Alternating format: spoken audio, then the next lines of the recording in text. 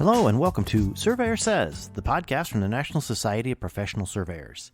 Each week, we bring you fascinating guests that are involved in the profession of surveying.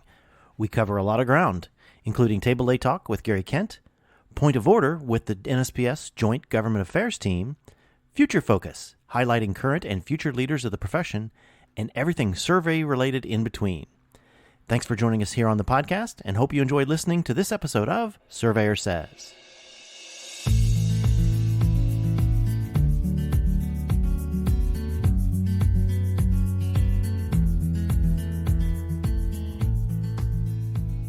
Hello, this is Tim Burch, and welcome to Surveyor Says, the Young Surveyors Network edition. Yes, I'm not a young surveyor, so I can only fill in and do the interviewer part. But so today we're going to start. This is the first of a couple of interviews for actually candidates for the Young Surveyors Network and their officers. So first up today is Mr. Nolan Mark, and for those that have been subscribing, have been listening. Nolan and I talked, was that earlier in the year? I think it was probably first part of the year, maybe even, that Nolan is a young surveyor. He's thrown his own shingle out and doing his thing and has become very, very active. He's the mainstay in Indiana. We'll have him tell us a little bit about that, but he is a candidate for the vice president role of the Young Surveyors Network in NSPS. So welcome, Nolan. Glad to have you back on. Well, thank you, Tim. It's a pleasure to be back. Yeah, well, good. Well, tell us a little bit about where you're at now. Like I said, we talked earlier in the year. You threw out your shingle. You've been busting your hump, doing a lot of work this year. What are you currently doing with On the Mark Surveying, and what are you doing with the association, and what activities are you promoting there in the great state of Indiana? Well, to begin with, I am still successfully, at least for the past 8 months, still nailing my own shingle to the roof. It slips and slides a lot, but I get it down, I get it done. So yes, I'm still owning, operating, and maintaining my own business. Actually, tomorrow I move into my office, first day into the office, and then beginning of the year I'll have my first employee. So it's quite the adventure. I'm glad I'm doing it. And then as far as association, proud member of ISPLS, CAPS, and MSPS. So that's Indiana, Kentucky, and Michigan for those listening. And then specifically in Indiana, I'm the Young Surveyors State Network chair. It's a committee here. So I just had that, and I got two others helping me. Chapter president last year, and then this year I moved into treasurer just so we could keep a younger guy on the bank account. Makes it a lot easier. Don't have to change names. Good. And then other than that, besides throwing my name into the ring for NSPS vice president, I'm also a board director nominee this year for ISPLS. So very nice. Active, very active. Yeah, yes, you have been. And I guess one of the things that I do want to mention that you've been spearheading are the roundtables through the Indiana Young Surveyors. Why don't you tell us a little bit about how that came to fruition? Yeah, so for kind of our activities, COVID, wonderful COVID, kept us from meeting in person for a while. So what better way to stay in touch than to meet once a month via a Zoom meeting? It kind of started out as a Young Surveyors thing, and Young Surveyors isn't just for the younger people. I mean, there should be supporting members involved too. So it's kind of grown where it can be anywhere from 13 to 26 people a week or a month, excuse me, just talking about topics. I mean, most of the time it is relative to Indiana, but you'd be surprised how much another state influence can be involved or talked about or run parallel paths. And then we've had a few people from out of state looking to get licensed in Indiana. So, they're a young surveyor in Indiana technically because they haven't had any Indiana experience. So I guess technically they get that experience from Roundtable Tuesdays. So Yeah, that's kind of what Roundtable Tuesdays have been, and then we've had some other statewide meetups in Indianapolis, and getting ready to do something for a convention coming up in January. So we'd like to stay active the best we can. Good. Well, let's talk about the Young Surveyors Network a little bit. I mean, obviously you've thrown yourself very deep into the activities there in Indiana. I guess for you, what do you see both at the state and the national level for a Young Surveyors Network? What should be some of the goals? What should the network set out to do to try to broaden this outreach to fellow young surveyors? Well, I'm glad you asked on both the state and national level, because as far as the state, I know we kind of had a young professionals group growing when I was very fresh into the society, but it never kind of took off. But when I got a hold of people at NSPS and started talking and getting something done for Indiana again, one of my goals in mind for Indiana was, everybody says we need to get involved at the chapter levels. I 100% agree with that. It is one of the hardest levels to get into, but it is also one of the most intimidating if you're not licensed or owner or someone that has their name into the hat. You hear these guys talk, or you hear them complain, or it can be really hard to join in on the conversation or even take away what they're talking about.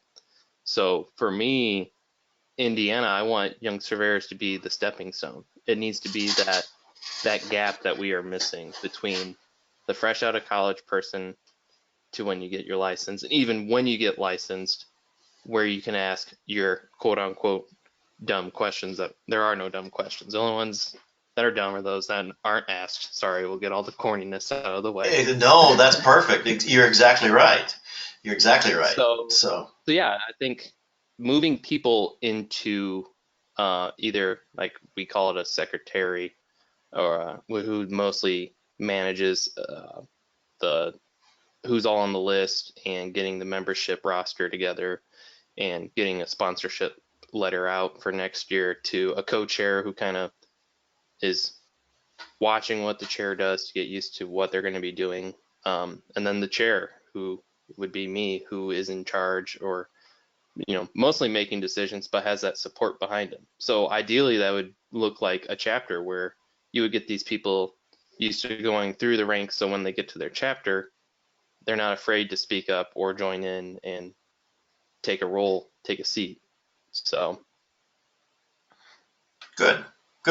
Now, what do you think the goals at the national level should be? I guess that's part of what we're going to be talking about as far as you taking that next step, wanting to be vice president.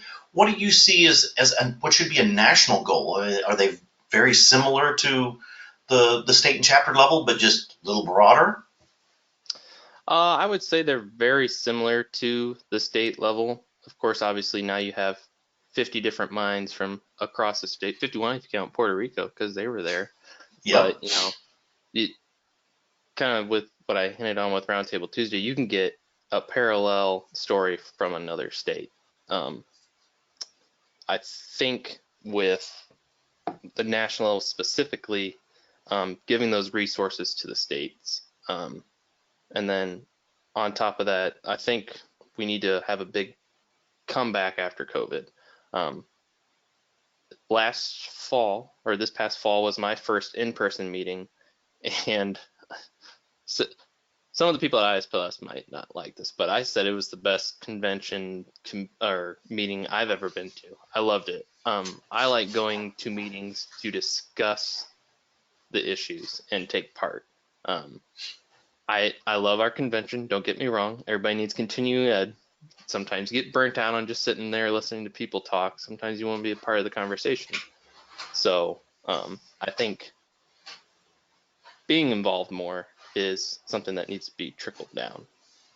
Right. And I guess that is one big difference at the NSPS level with our business meetings, is that's exactly that. They are business meetings versus most of the states are having conferences to get continuing ed, and somebody to sit there and listen while the smart guy or smart woman on the stage just blah blah blah. So I'm glad you took that away from the fall meeting, because that was that's the intent. I mean, we it was the first time back together in a while, and we did have some fun and went a few different places. But there was a lot of great conversations that week, and I'm glad you were there to take that in, because it was a nice change of pace to have a broad view from a lot of people, including yourself and your contemporaries, right there in the heart of it. And you need to be part of that. So good. I'm glad that's part of what you're after. And I guess let's take it a step further. And how important is it, that relationship between NSPS, the old dogs, us, and the Young Surveyors Network? And I mean, because technically, I mean, looking at the organization, the Young Surveyors Network is supposed to be basically a subset of the overall NSPS. But I think a lot of times it's looked at as just, okay, kids, go sit at the kiddie table, go talk about your stuff, and we'll let you know when you can speak. But it shouldn't be that. What do you see? What's that dynamic between those two groups? Where does that need to be in your perspective? Well, I guess number one, importantly, nobody has a bigger stake in the future of this profession than the youngest people coming in. No offense to the gray hairs, but well said.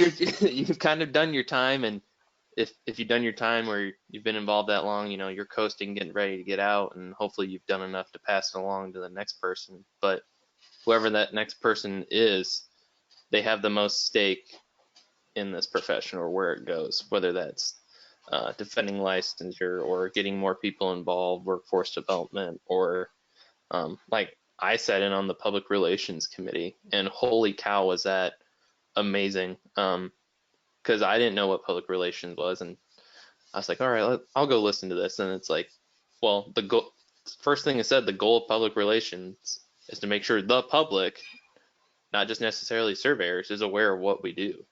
And YSN was tapped and encouraged to sit in on that, because social media, wow, what an outlet it can be. And that's anywhere from Facebook to Twitter to Instagram to TikTok, or whatever's going to be new tomorrow or the next app after that. Like that's a gold mine waiting to happen. So in 10 or 15 years, I might not care about social media as much, but someone else coming up is going to care, and they're going to need to be able to take that reign and do that. So it's just amazing, all the things that YSN should be involved with, like workforce development and making sure the next generation is prepared and ready to come up. Exactly. Well, yes, I completely agree. You're spot on there. And I guess my next question then kind of is, what would be then, you're running for an officer for YSN. Really, what's some of your personal reasons? What you're already busy. You've got a brand new business. You're rolling through. You're growing. You're expanding. But you've thrown your hat in the ring to take on more responsibility, and you see the challenges. You see what we're after to go to that next level. What's your personal drive? What's your personal goals in wanting to do this? So since you mentioned, having my own business and being busy already, I'll use that as kind of my building block. In my own business, I want to grow it and maintain it and build it into something bigger and better. Like hiring an employee, training him or her, but it's a him, but he wants to do CST, or he might go back to school, like giving him those resources. So much like someone in the society, then I've been a chapter president. I'm a chapter treasurer. I'll stick with chapter treasurer. I think you need to be involved at every level, whether that's chapter, state, national, international, maybe galactic soon. We don't know how aliens will be out there. You never know. Exactly. Yep. But for me, I've hit on the chapter level. I'm hoping to get involved more at the state level. Luckily with YSN, I've had that state connection and, being able to sit on board of directors meetings. But for me, I'm always looking for the next step or how to take it further. And the national level is about as big as it can get right now for me. And I like hearing ideas from across the country because your problem is my problem.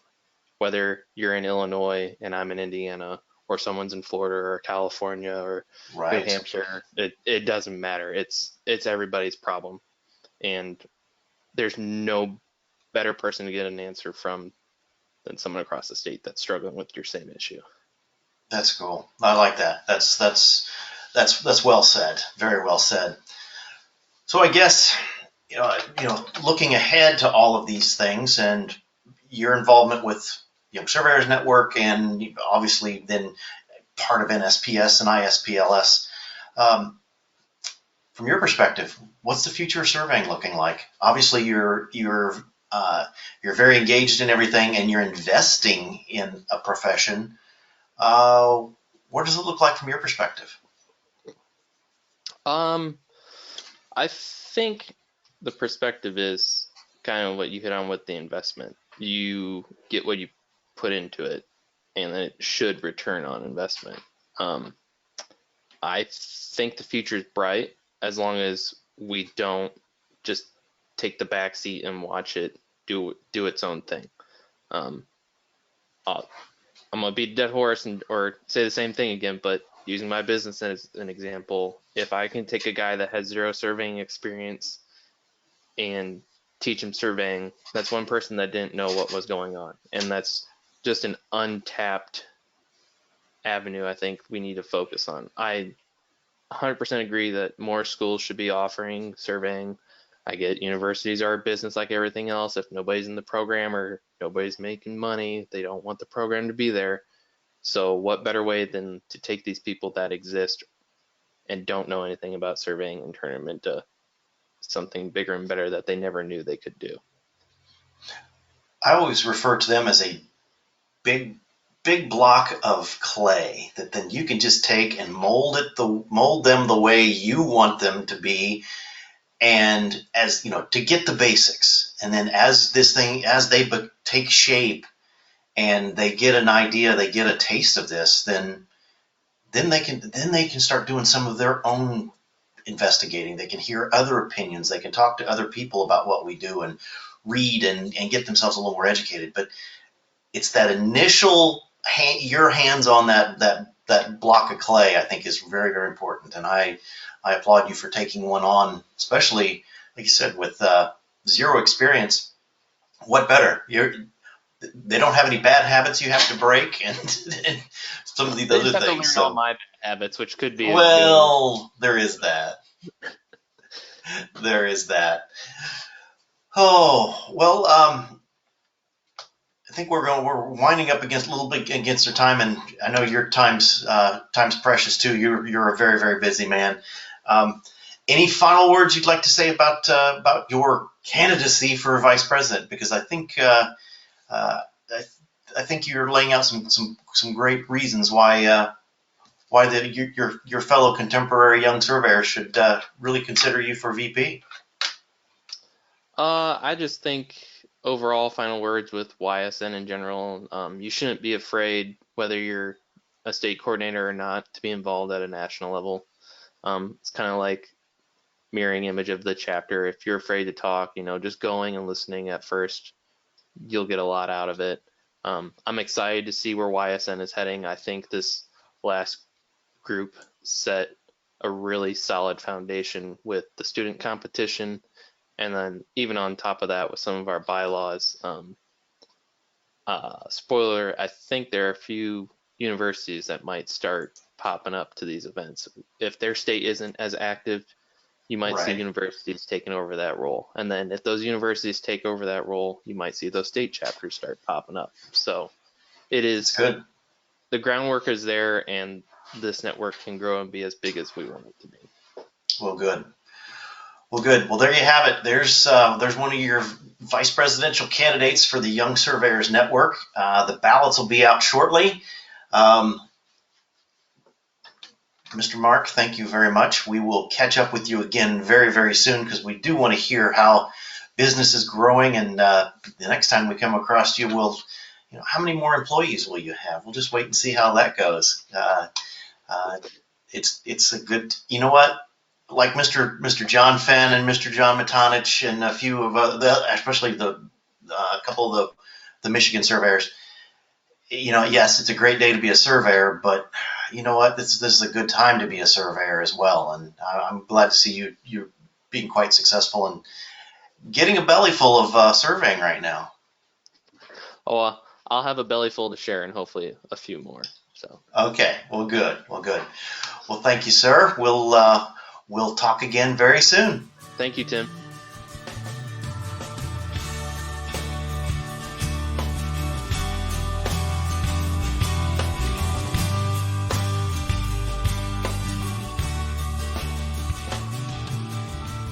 Hello and welcome to another episode, kind of an episode within an episode of Surveyor Says. My name is Tim Burch, and today I have my guest is going to be, we're going to finally break into some new things here and talk to the candidates for the Young Surveyors Network. And today's guest is the Vice President candidate, Jacob Heck, from now in the great state of Michigan.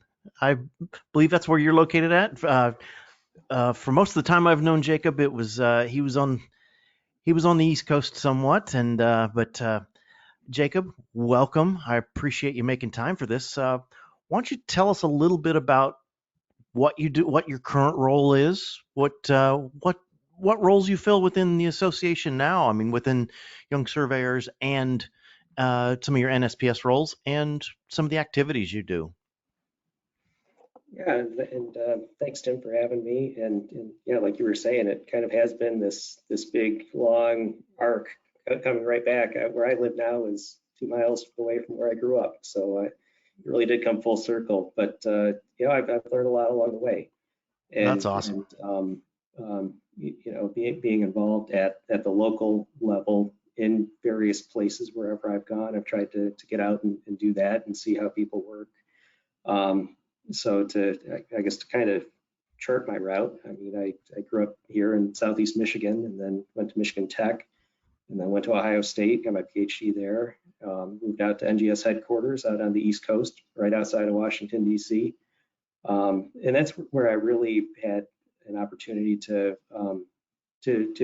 explore the national level and the international level, and really kept me involved there. So right now I'm the Great Lakes Regional Geodetic Advisor for the National Geodetic Survey, and that's a great role because I get to work with surveyors and all kinds of users of the NSRS, the National Spatial Reference System, all across the Great Lakes region, and it's a lot of fun. I really feel that it's a great job. But on top of that, though, I've been able to grow and maintain my involvement with the national level, with NSPS, with AAGS, the American Association for Geodetic Surveying. I serve as a liaison between the two groups, a role that had previously been held by Dave Doyle. So I get to carry that torch. And yeah. That's really special too. But on top of that, though, I've been pretty active within FIG and the FIG Young Surveyors. I went to Vietnam a couple of years ago for their conference, and that really connected me with similar people all over the world. And you can see that we have similar challenges no matter where we are, no matter what level we're at. So it's really good to have that group where you can share ideas and learn from and see how others are doing it. So I think those are the big things that I'm involved with at that level. Yeah, and it's been fun watching your career grow as it goes along. And so I guess I'm not saying you've had so much going on with your job and international and all these different relationships. What do you see, though, as far as the National Young Surveyors Network? What should be some goals, and what should be the path forward for the young surveyors on a national basis?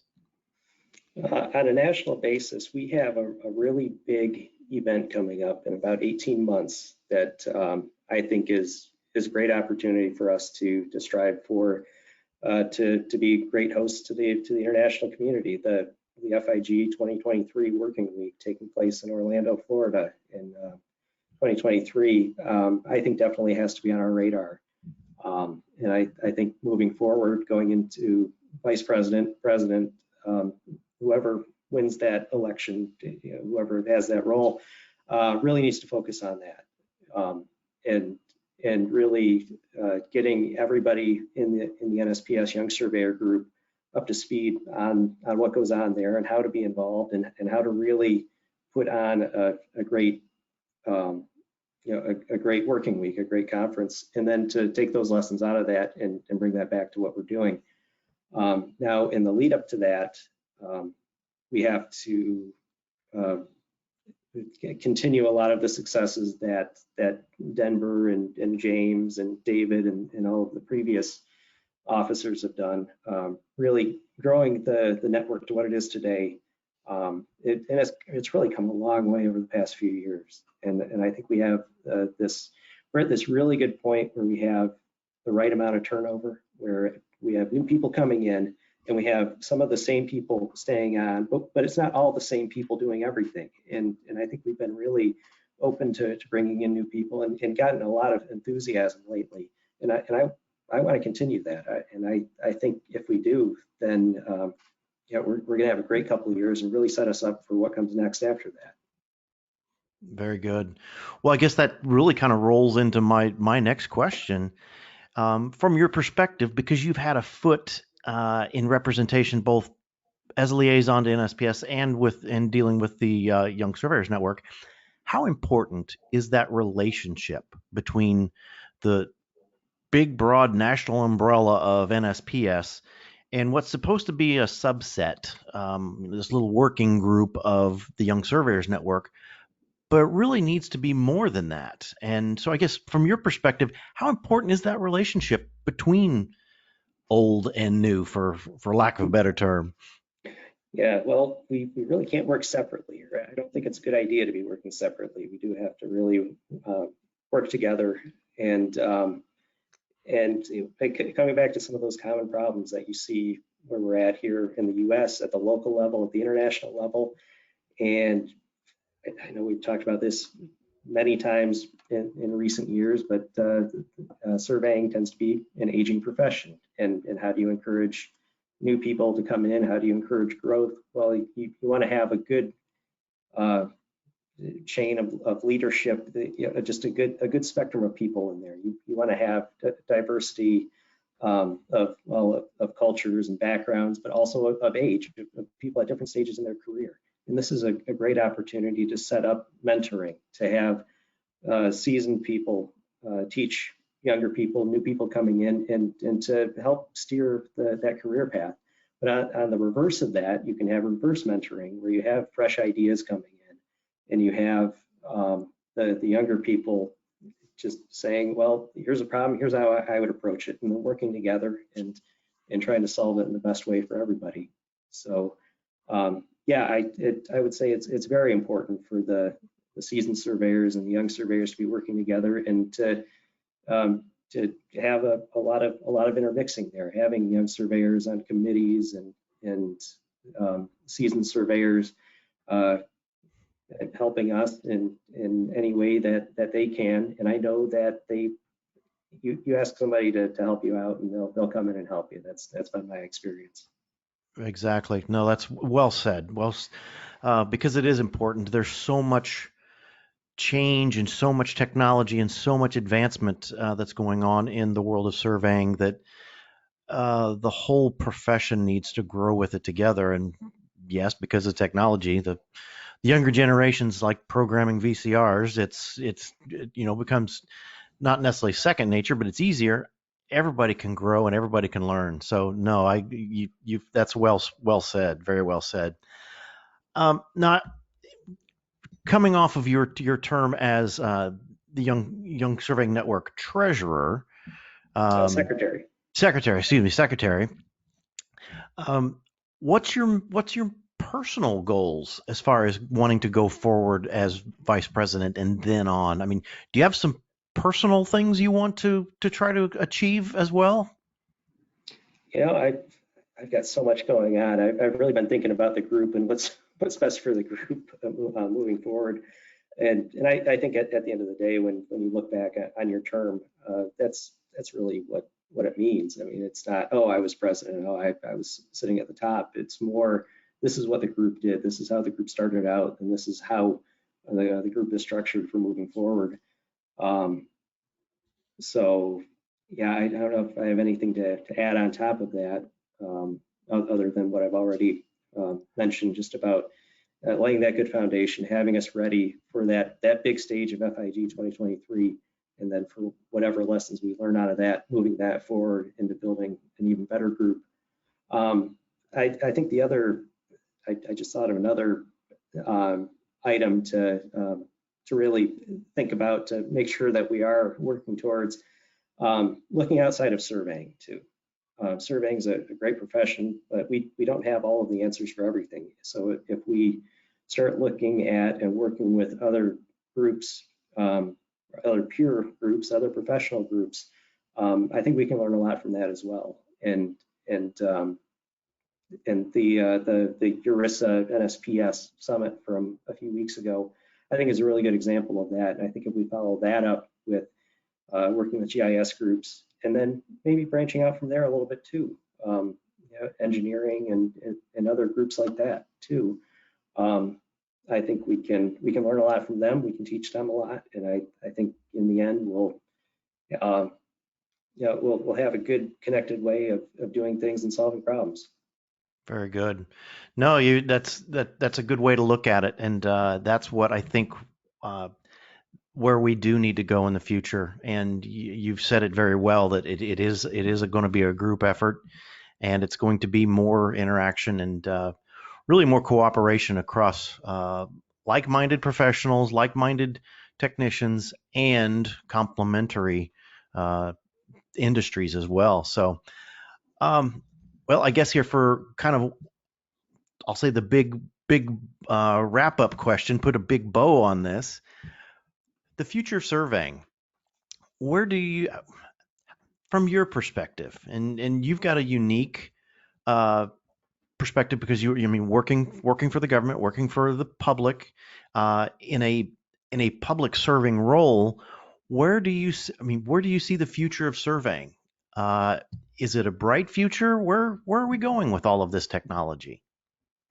I think it's a bright future, and I think we're not getting less important. So I don't think we're gonna disappear, because I just see that being dangerous. But I do think, though, having our eyes open to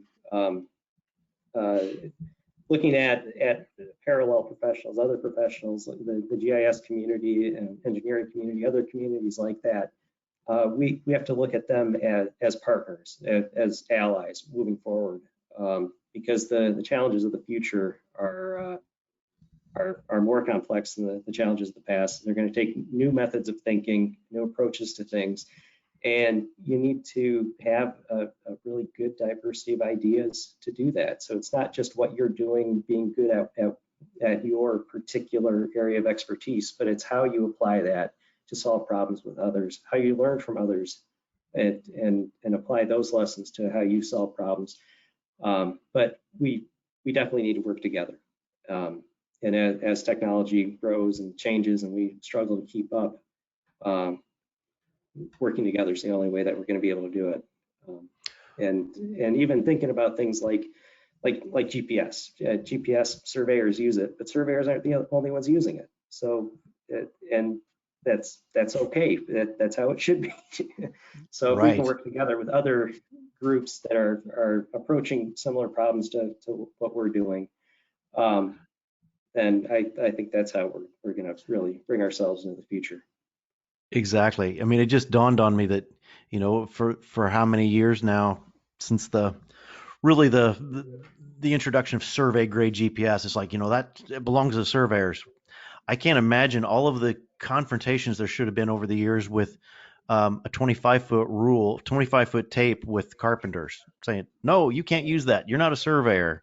No, measurement tools, positioning tools are tools. Doesn't define the profession. I'm going to throw one last question at you, because of your unique perspective with your career path. Because I'm impressed with the times I work with NGS, across many departments and a lot of different personnel. I'm always impressed at not to hit on a keyword these days, but diversity, and the amount of people from different roles, different backgrounds, that it just and for NGS that really seems to work well. And I think that that's something we need to continue to push in the surveying profession. I guess, what would you say about how diversity has been in your career, especially at the government level? It really helps with solving problems. It really does. And I think at the government level, some of the diversity that's within NGS, and this probably goes back a long ways, it came out of necessity. We need people to do these kinds of jobs. Well, who's applying? Okay, we got to take the people that are trying to come here and work with us. But on top of that, across the federal government, there are many initiatives trying to make the workforce more diverse. And what a lot of the reasoning for that is you look at how problems are solved, and I've seen how numbers get applied to it, where one group sets up a model and they get a certain result within a certain error budget. Another group completely independently solves the same set of problems, and they get a different solution, but the error bars are still about the same. You combine those models and the error bars get smaller. And when you get those kinds of the thought process from group A, the thought process from group B, when you really put them together, that's when the problems start getting solved. And I think that's what diversity shows us. And it kind of feels like that in the federal government too. But you think about all the types of things that NGS and before that Coast and Geodetic Survey has done. So many things fell under that umbrella. So many areas of expertise had to be filled. And today, if we only had surveyors working at NGS, how could we do many of the things that we do? Airborne gravity, geoid modeling, working towards the time-dependent reference frames. Surveyors will be using all of that, and it's good to have a surveyor perspective on that, but you need other perspectives on that as well. So we've been fortunate enough to have really smart people working at NGS. Yes. Well, I'm looking across the camera at one, and I appreciate all the time and effort that you've put into not just the profession, but to all of the association work, all of the young surveyors work. So thank you for joining me today. And I'm glad you're running for vice president. I'm looking forward to continuing to work with you regardless of where you're at in the profession. And I think you bring a lot to the table, Mr. Jacob, and I appreciate your time for bringing it here today. Yeah, thanks, Tim. But I will say that the whole slate of candidates for both positions that are open there's a lot of talent there too. So I think that the Young Surveyors Network, that surveying is in good hands no matter what. We're all working together, and we're just trying to do what's best for the profession and for the group. I would agree. It's going to be a win-win either way. So, well, that'll do it for this time. We'll be coming up shortly with the secretary candidates, but ballots will be out shortly, and please consider both of these young men, because they're both fantastic, and like I said, it's going to be a win-win either way. So that'll wrap it up for this week on Surveyor Says, and be looking for the secretary interviews very soon. Thank you.